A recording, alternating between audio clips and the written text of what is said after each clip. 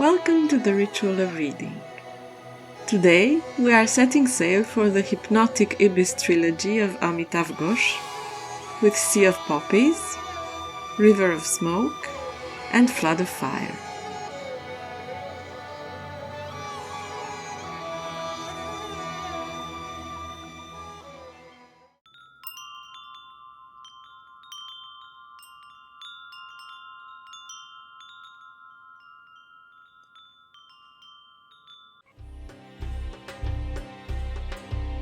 We begin in Calcutta, India, in the first half of the 19th century, as we start to understand the intricate system of opium production, which will eventually lead us in Canton, China, for one of the biggest markets of the time, while our characters attempt to blend two very different cultures and reveal to us the context leading to the First Opium War.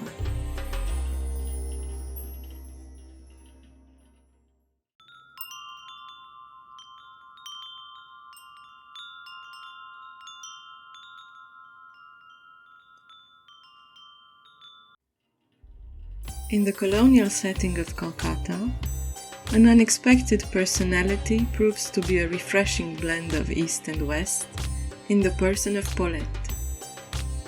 A French orphan, under the protection of a British couple, Paulette has learned more from her botanist father than one might suspect.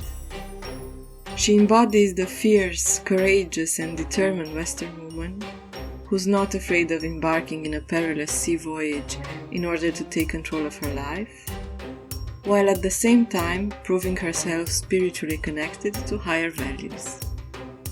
River of Smoke gives us one of the best examples.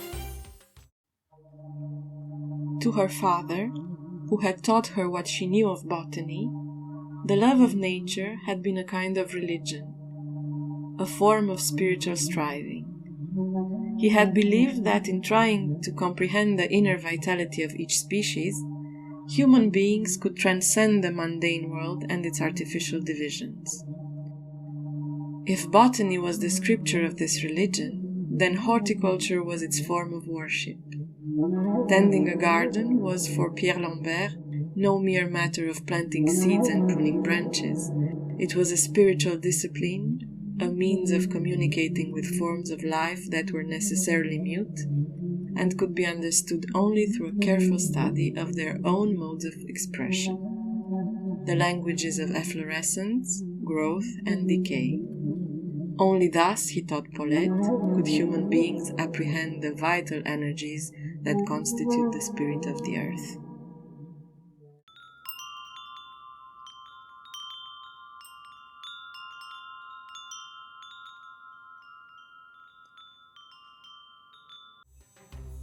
Number 1.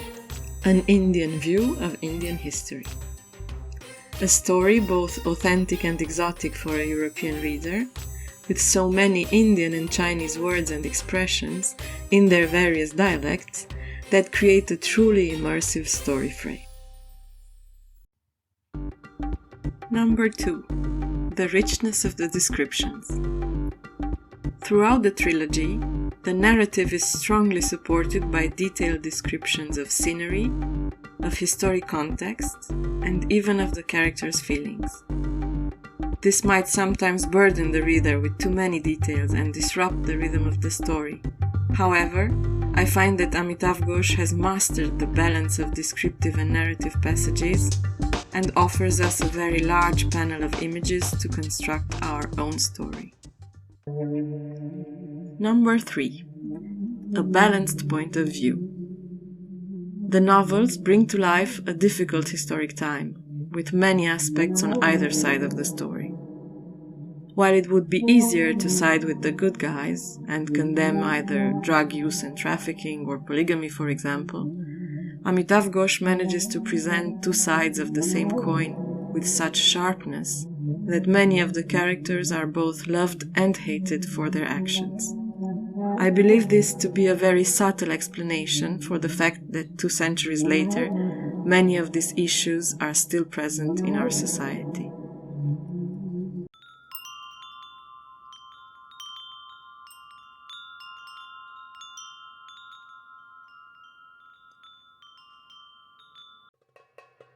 How was it possible that a small number of men, in the span of a few hours or minutes, could decide the fate of millions of people yet unborn?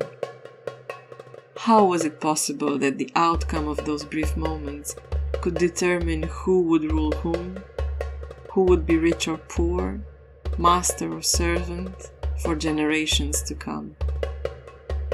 Nothing could be a greater injustice, yet such had been the reality ever since human beings first walked the earth.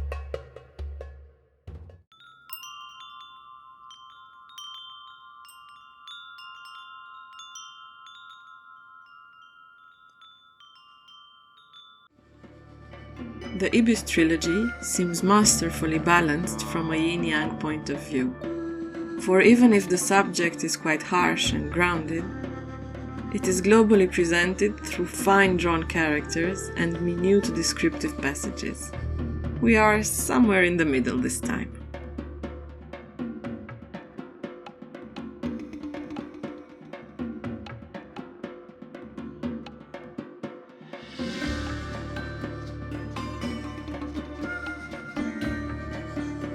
Thank you for joining me, and be sure to check out Saturday's video with lifestyle ideas around the Ibis Trilogy. Until then, enjoy your reading!